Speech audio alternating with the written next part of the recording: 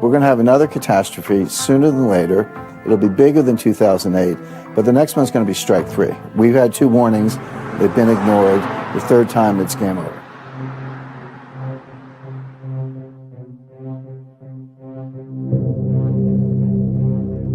It's 10 years now since the financial crisis. Will there be another one, and what will be the trigger? I'll be with you. First of all, 10 years since the last one, is there another on the cards, do you think? There's definitely another one in the cards. Unfortunately, that's always the case. The 2008 financial crisis, the global financial crisis, was the most severe since the Great Depression. In 1987, the U.S. stock market fell 22% in one day. That would be the equivalent on the Dow Jones index of 4,000, Dow 400 before 4,000. So we've had these shocks before, but 2008 was the worst. So yes, I think we can fully expect another one just based on history. If a U.S. economic collapse occurs, it will happen quickly. No one will predict that day. That's because the signs of imminent economic collapse are difficult to see. For example, the U.S. economy almost collapsed on September 17, 2008. That's the day panicked investors withdrew a record $140 billion from money market accounts, which is where businesses keep cash to fund day-to-day operations.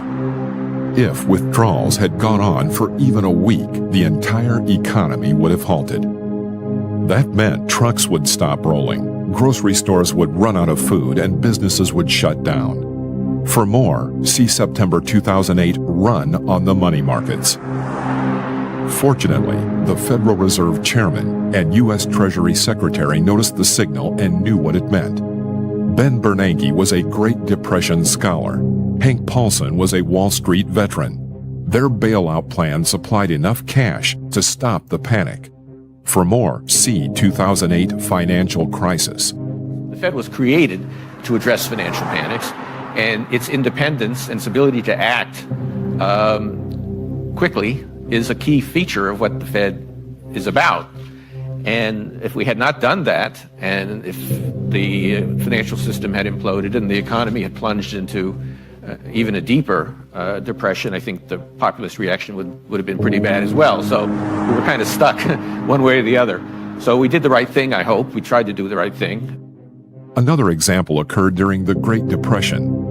On Thursday, October 24th, the 1929 stock market crash began. By Tuesday, the market had lost 25%. Many investors lost their life savings that weekend.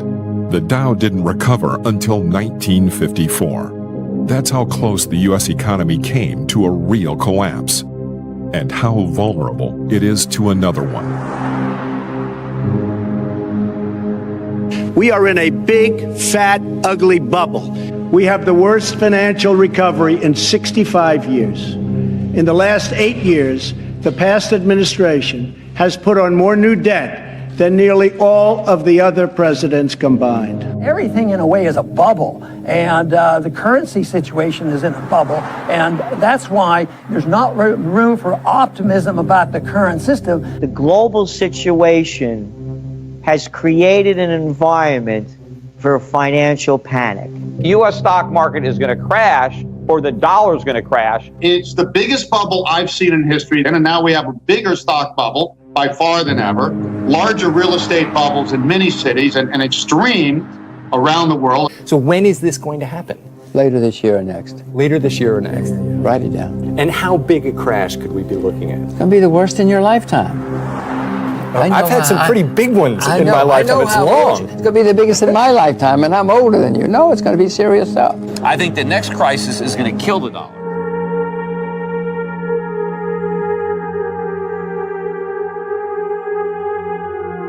I haven't seen anything like this probably since just before the last crisis, 2006, 2007. everybody was optimistic on the market then. That is why the crisis that we're headed to is going to be so much worse than the one that we left behind, because we have bigger problems. We have had lower rates for longer. The bubbles are bigger. There's a lot more air that has to come out. We have been able to go even deeper into debt. We have made even bigger economic mistakes. The economy is even more vulnerable now. The government has more debt. Corporations are more levered. The whole economy now is more vulnerable than it was back then. So if you thought the Great Recession of 2008 was bad, wait till you see what's coming.